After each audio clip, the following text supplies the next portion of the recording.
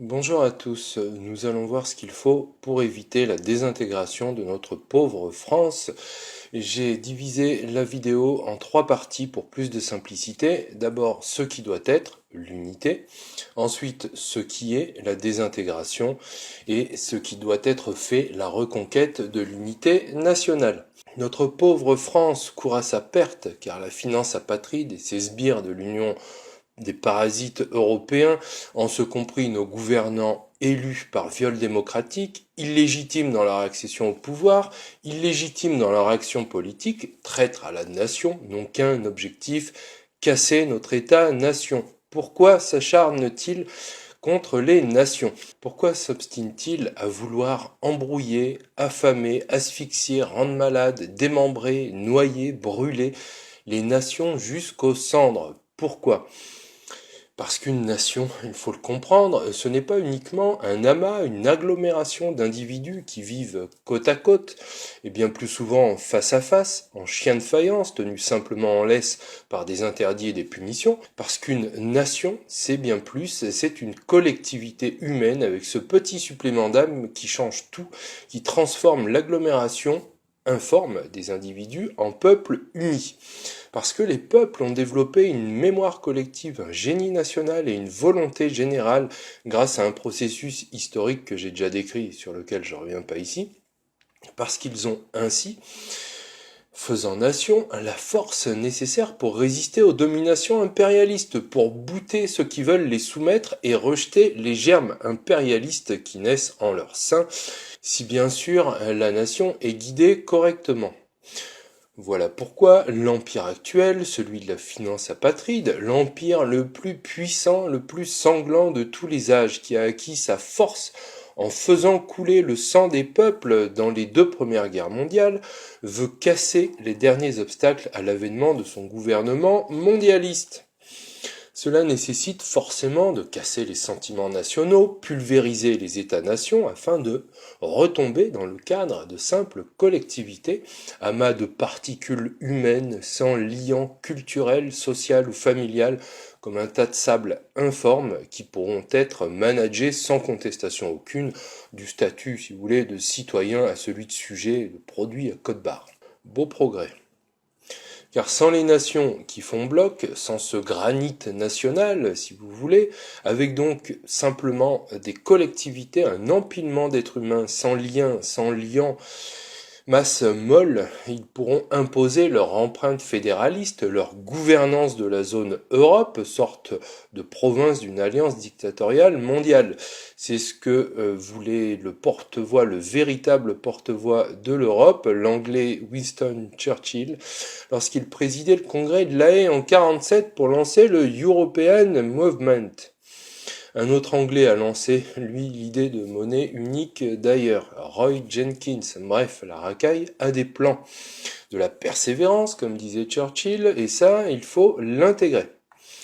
Il faut sous peine, au total, d'asservissement collectif, viser haut et se tenir droit pour rétablir et consolider le lien entre les citoyens et l'État-nation afin de garantir l'unité nationale. C'est la seule conduite à tenir. Encore faut-il savoir de quoi on parle, et c'est pour cette raison que je vous ai présenté ce tableau. Dans les précédentes vidéos, on a vu le corps social et le domaine de l'économie, l'instinct collectif avec la défense nationale et la sécurité intérieure, l'affect social et le domaine social, avec les services publics qui concourent à la justice sociale, et tout ça forme le corps sociétal. Mais la nation, c'est plus que ça, c'est un corps sociétal qui a acquis une mémoire collective, un génie national et une volonté générale. Par la suite, j'ai remanié un peu, on va prendre un autre tableau qui va mieux démontrer tout ça en faisant une analogie entre l'être humain et la société, entre l'individu et la collectivité, ce qui est très éclairant. On va le décortiquer ensemble pour tout comprendre, pour voir comment enrayer la désintégration de notre nation et garantir son unité afin de stopper la course à l'abîme mondialiste. Pour savoir quoi faire, il faut voir ce qui ne va pas. Mais pour voir ce qui ne va pas, il faut voir d'abord comment les choses doivent être. Le plan, c'est donc celui-là. D'abord, ce qui doit être, l'unité nationale, cette vidéo. Ensuite, ce qui est, la désintégration, et ce qu'il faut faire, la réunification. Ce sont les deux prochaines vidéos. D'abord, voyons l'unité nationale, seule perspective pour éviter l'esclavage collectif. Ce qui doit être, sous-entendu, le modèle type.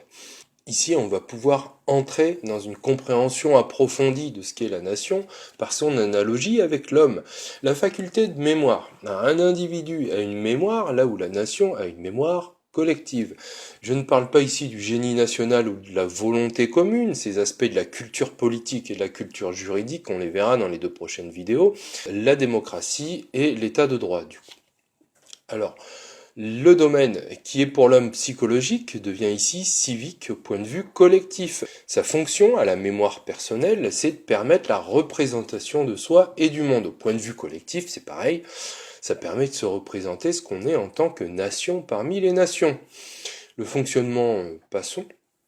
Pour la personne, le besoin à satisfaire, c'est la construction d'une identité collective saine et équilibrée, me représenter qui je suis, connaître qui je suis. Et ce qui permet d'y arriver, le bien qui permet de satisfaire ce besoin de construction de l'identité, ce besoin de se représenter ce qu'on est, l'élément indispensable pour donner du sens à notre vie dans le présent, le moyen par lequel on construit cette identité, c'est l'imaginaire acquis, tout cet arrière-plan mental et processus mentaux formés par des repères et des modèles qui permettent, par identification, par mimétisme, de structurer convenablement la personnalité, s'ils sont bien sûr ces repères et modèles constructifs. On appelle ça l'éducation. Éducation psychologique, peut-on préciser, car il y a aussi l'éducation intellectuelle qui consiste à apprendre à penser, à raisonner grâce à la logique formelle et matérielle, outre les connaissances qu'on apprend qui sont du ressort de l'enseignement. Il y a l'éducation morale qui doit nous apprendre à être libre, à faire un bon usage du libre arbitre, considérant le bien et le mal, considérant que le bien se situe dans le respect du principe d'égalité de valeur des êtres humains. Enfin bref, j'en ai déjà parlé. Pareil pour la collectivité, pour toute collectivité humaine, elles éprouvent naturellement le besoin de se construire, d'avoir une identité nationale, donc elles ont besoin de se représenter leur passé, leur vécu, leurs racines, pour trouver du sens à la vie collective dans le présent et orienter leur futur vers la sérénité. Et ce besoin identitaire est satisfait par la formation de tout un imaginaire dans la collectivité, tout cet arrière-plan de mentalité collective et de processus mentaux collectifs, fruit et moteur de la culture du pays. Autrement dit, je vois pour toute collectivité que l'imaginaire collectif est formé par la conjonction entre d'abord la culture de la collectivité, que la culture telle que définie par l'UNESCO, c'est l'ensemble des traits distinctifs, spirituels et matériels, intellectuels et affectifs qui caractérisent une société ou un groupe social, et elle englobe, outre les arts et les lettres, les modes de vie, les droits fondamentaux de l'être humain, le système de valeurs, les traditions et les croyances.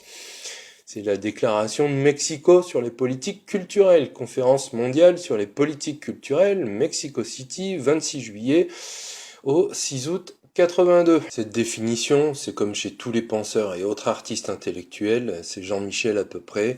Le truc, il est flou, c'est une liste à la Prévert, et la culture ne se réduit pas à des traits distinctifs. La culture, dans une définition plus aboutie, doit être définie comme l'ensemble des moyens d'expression par lesquels toute société humaine manifeste sa représentation et son interprétation du monde et d'elle-même, et qui oriente son action et son interaction avec le monde, la nature et autrui. Elle donne ainsi à la collectivité son imaginaire collectif qui façonne peu à peu son identité propre. Elle donne à la société ses repères et modèles collectifs sociétaux. Ils sont formés par le vécu commun, fondation revue et corrigée par les mythes fondateurs, langus et coutumes, croyances, réalisations comme les infrastructures, les monuments, guerre menée ou subie, victoire, Bouvines en 1214, Marignan en 1515, Austerlitz en 1805, 1918 ou la Libération, et des faits ces traumatismes collectifs qui vont renforcer la nation s'ils ne la détruisent pas, Azincourt en 1415, la Bérésina 1812 ou la guerre de 70 ou de 40, échanges économiques, découvertes scientifiques, inventions technologiques, organisation politique, catastrophes naturelles, économiques, sociales, et j'en passe. personnages qui ont façonné l'histoire des inventeurs aux hommes politiques en passant par les artistes, etc. Tout ça forme l'imaginaire collectif en renforçant la fierté nationale, le sentiment d'appartenir à une communauté particulière.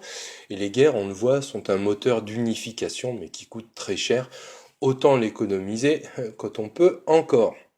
Elle devient nécessairement cette culture patrimoine culturel lorsque cette culture se transmet dans le temps, tradition trans à travers et d'arrêt donné, qu'elle soit immatérielle comme la langue, les us et coutumes, ou matérialisée comme les monuments ou le territoire français par exemple, qui est le patrimoine commun de la nation, nous dit l'article L110 du Code de l'urbanisme. Enfin, pour être plus précis, il y a diverses cultures, divers imaginaires collectifs dans la société, et c'est le rôle du pouvoir politique d'unifier tout ça en lui donnant un sens global. Le pouvoir politique, en ce compris les régimes politiques antérieurs, fait partie de cette culture quand, du présent, on regarde le passé.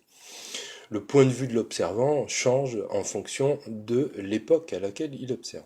Deuxième point qui permet de façonner l'imaginaire collectif, d'unifier les différents événements et les différentes expressions des représentations et interprétations sur le territoire, c'est le sens que donne le pouvoir politique à la culture du pays dans le présent. Cette culture qui est le passé dans le présent prend essentiellement le sens que lui donne le régime politique au moyen d'une symbolique, repère et modèle qui ainsi structure l'identité nationale. Quand le nouveau régime politique républicain vous dit l'ancien régime et Moyen-Âge, c'est pour indiquer qu'il est bien mieux que la monarchie, qu'il est légitime et qu'il offre une nouvelle ère de civilisation, sous-entendu grâce aux lumières, ces ampoules de 12 watts qui éclairent les petits esprits. C'est donc le pouvoir politique qui va impulser le récit national, et quand Napoléon ou De Gaulle disent qu'ils assument toute la France, monarchique, révolutionnaire, républicaine, ils se placent non du point de vue de leur opinion partiale, mais dans une vision unificatrice de la France, dans la seule posture possible du véritable chef de l'État, dans le long terme, loin des sacs et des ressacs de l'histoire. Au total, le pouvoir politique impulse alors le récit national par 6 leviers. Selon l'analyse qu'on peut tirer de ce tableau, qui contient en abscisse, comme vous voyez, les actions politiques dans chaque domaine de la politique, économique, défense, sociale, civique, démocratique et juridique, et en ordonnée la culture politique dans chacun de ces domaines.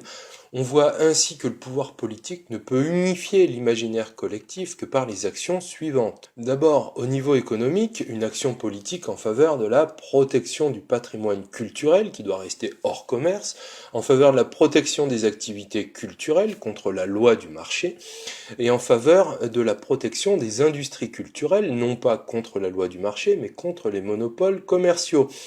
Il faut une politique économique de protection culturelle à la place d'une culture de marchandisation mondialiste de la culture. La défense. Une action politique en faveur de la protection de l'État-nation, ça passe par une organisation territoriale stable, par la protection du territoire au moyen de frontières, de contrôle aux frontières qui sont, faut-il le dire, consubstantielles à la nation, question de compétences territoriales. Donc être souverain sur son territoire, sur ceux qui y viennent et ceux qui y sont. Autrement dit, le pouvoir doit maîtriser le flux migratoire, mener une politique d'acculturation des étrangers, il faut une politique d'assimilation, d'acclimatation culturelle à la place d'une culture de reniement culturel. Pour l'étranger, l'assimilation est totale lorsqu'il se détache de sa culture d'origine et fait corps avec la culture française, en l'espèce la fait sienne, fait sien les repères et modèles culturels du pays. L'intégration, c'est de la culturation moins poussée, en général fondée sur des politiques permissives du pays d'accueil, permises par les frontières immatérielles, des règles de libre circulation de tout, qui conduisent à ne jamais contrôler aux frontières, mais qui revient à inspecter le cul du cou de chaque citoyen avec une caméra, la coloscopie citoyenne, voilà l'idée, qui produit au final le dressage du citoyen, avec la dernière mode, le pas bouger. Sans parler de l'asphyxie monétaire constante, du manque de pognon pour toute politique publique à cause du système d'argent-dette, On a aussi le droit du sol, couplé au regroupement familial, le tout déifié par les cours suprêmes droits de l'homiste, ultralibérales et mondialistes, qui œuvrent de façon hypocrite en violation de la Constitution française, dont l'essence c'est la souveraineté. C'est le premier titre. Et tous ces machins européens et internationaux œuvrent pour la liberté de circulation mondiale. Pourquoi? Afin de créer des individus déculturés, pour mieux les faire rentrer dans le gouvernement totalitaire mondial. Tout ça donc permet de faire prévaloir le droit, pas d'asile, mais migratoire à la carte avec le pacte de Marrakech sur la culture du pays, avec donc maintien des éléments pour l'étranger de sa culture d'origine à côté de sa nouvelle culture. Si bon nombre d'étrangers s'intègrent bien en maintenant les éléments de leur culture, là où l'assimilation suppose un abandon de la culture d'origine, en revanche, un nombre significatif d'entre eux forment la troisième catégorie, les j'm'embalèques. C'est la séparation. Cette dernière catégorie finit dans le séparatisme, la séparation d'avec la communauté nationale, à laquelle d'ailleurs ils n'ont jamais été intégrés, et qu'ils rejettent en s'appuyant sur les complicités étatiques, sur les bien-pensants droits de l'homiste BA, avec leur Cour suprême et tissu associatif hors sol, je vais y venir. Ici, cette séparation suppose que les étrangers gardent intacte leur culture d'origine, évitent les échanges avec le groupe d'accueil et pour certains d'entre eux veulent imposer leurs lois au pays d'accueil. Ça, c'est le processus de tyrannie sociologique minoritaire qui n'est rendu d'ailleurs possible que par la tyrannie politique majoritaire. Passons. Il faut aussi lancer un protectionnisme culturel, des actions plutôt pour sauvegarder sa culture sur son sol, au moyen d'une politique ajustée de droits de douane, tout un équilibre. Il doit faire rayonner la culture à l'international. Il faut impulser une politique de développement culturel à l'étranger à la place de la culture de décadence, de la liquidation culturelle. Au niveau social, il faut une politique d'enculturation pour les citoyens, les mettre dans de bonnes conditions de vie, logement, famille, travail, pognon, et en contact avec la richesse culturelle du pays, leur donner le goût de l'histoire, de la langue, des arts, des sciences, etc. L'enculturation. C'est le processus de transmission à l'individu de la culture de son groupe d'origine, donc, par lequel il assimile dès le berceau les symboles verbaux qui forment sa langue, les normes comportementales, sociales et légales, les us et coutumes, les valeurs, la tradition, l'histoire, les croyances, bref, la culture du groupe auquel il appartient dès la naissance et qu'il est appelé ainsi à aimer, à partager et à enrichir. Le moyen par lequel ce processus s'opère, c'est l'identification de l'individu à des modèles utiles par mimétisme et de fait de baigner très tôt dans cet environnement culturel qui lui conférera les repères utiles et donnera accès à cet imaginaire collectif. On peut dire encore l'éducation psychologique, intellectuelle et morale, autrement dit, il faut impulser une politique de démocratisation culturelle à la place d'une culture de déculturation. Au niveau civique, une symbolique identitaire nationale mise en place pour légitimer le régime politique en créant un récit national unificateur, proprement dit. Il faut impulser une politique d'unité à la place d'une culture de ségrégation, de séparation culturelle. Au niveau démocratique, il faut des règles claires et strictes pour une représentation du corps social irréprochable, les exemples donnés par le pouvoir politique. Il faut impulser une culture d'honnêteté, de transparence à la place d'une culture de politiciens communicants et opaques et apatrides et tout ce qu'on veut. D'un point de vue juridique, c'est la civilisation de la culture. Une orientation de la culture est indispensable vers le respect du principe d'égalité de valeur des êtres humains. Il faut impulser une culture de vie à la place d'une culture de mort. Il va falloir arrêter avec la culture de mort et de violence. Tout ça, ça ne peut produire que des mauvais fruits. Tout ça dans l'optique de donner du sens à la vie de la nation, de construire un roman national magnifiant la représentation collective de certains événements et garantir l'unité, j'y viens. Ainsi, pour l'individu, en cas de satisfaction de ses besoins, il a la santé mentale avec une personnalité équilibrée, unifiée, sans trouble, état complet de bien-être physique, mental et social, dit-on.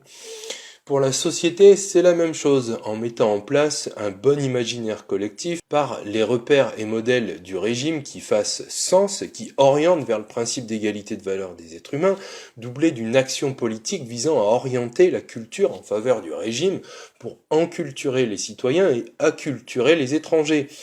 Alors on obtient la santé mentale de la collectivité, c'est-à-dire l'unité nationale, le civisme, une collectivité nationale unifiée, sans trouble, qui a réussi à enculturer ses membres et à acculturer les étrangers.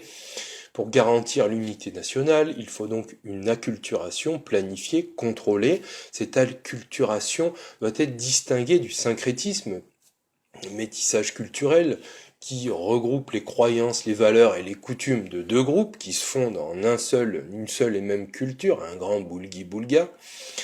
Et ça doit être distingué aussi du multiculturalisme avec la cohabitation de plusieurs cultures sans qu'il y ait de combinaison ou d'assimilation façon ricain avec les armes à feu pour la touche copyright. Si on veut garantir l'unité nationale et éviter l'esclavage envers l'empire apatride mondialiste, il n'y a qu'une voie parmi ces trois, la seule voie que nos gouvernants refusent mordicus, l'assimilation. L'assimilation comme principe qu'il faut atteindre, l'intégration à la marge, je parle pour les émigrés. Pour les nationaux déracinés, il faut autre chose, l'enculturation. Et ça me paraît être le bon sens, contrairement aux zozos qui préconisent une intégration molle, qui promeuvent le séparatisme même à travers leurs lois contre le séparatisme, qui haïssent la France et les Français plus que possible, comme le méprisant de l'arrêt public, notamment, et qui jouent contre les citoyens en les asphyxiant avec le système d'argent-dette, qui pratique la sécurité non pour les citoyens, mais pour se protéger d'eux dans le cadre d'un grand plan Condor biscontinental, qui pratique l'injustice sociale à outrance avec l'intégration du parasite européiste, avec à la clé destruction de la justice sociale, destruction des emplois, des services publics, de la justice, de la police, de la santé, des infrastructures, etc., et qui condamne la France à la misère et à la dislocation. La désintégration du pays au prochain épisode. Merci de votre écoute et à bientôt.